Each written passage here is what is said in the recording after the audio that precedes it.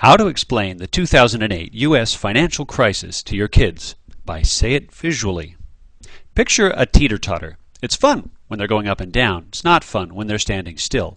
That's how our economy works. Real money and promises about money go back and forth in a constantly changing balance. It's called credit. Buying a house is a good example. Houses are expensive.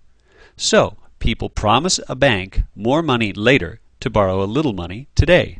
The promise they make, sort of an IOU, is called a mortgage. They get the house today. The bank actually owns the house. That's called collateral. Every month, they pay a little bit back. The bank collects a lot more money than they loaned out in the long run. Having the money to lend is called depository banking, because banks have to maintain big deposits of money to loan out. Another way money and promises go back and forth is called investing.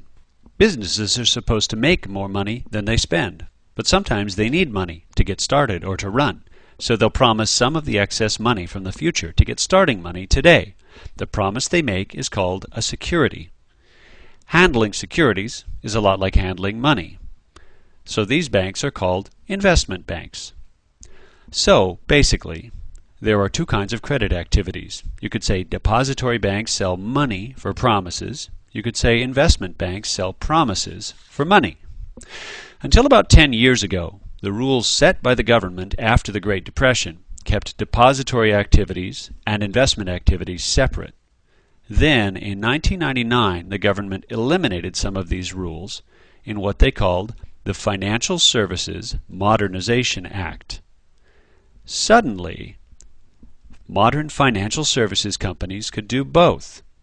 This connected depository activities with investment activities. For example, groups of mortgages were bundled together and sold to investors. These mortgage-backed securities looked safe. After all, don't people always pay for their houses? Shortly after this, the federal government also decided to help more people get houses. They sort of lowered the borrowing money side of the depository totter to help more people get on. Millions who couldn't have afforded to promise house payments before suddenly could. But it turned into what's called a boom. Lots of people wanted to buy faster than houses could be built, so the price went up. People temporarily forgot that up is always balanced by down. Many big financial services companies sold mortgage-backed securities, big bundles of promises. And since house prices were going up, investors worldwide thought they might return a lot of money. But the thing depended on most homeowners making their mortgage payments. Then, the house buying teeter tipped back up. Some house payments became a lot more expensive, and some people who'd promised mortgage payments couldn't afford them. They basically had to jump off the end, and you know what happens when someone does that. House prices dropped and the boom disappeared. But the other end propped up the investment totter.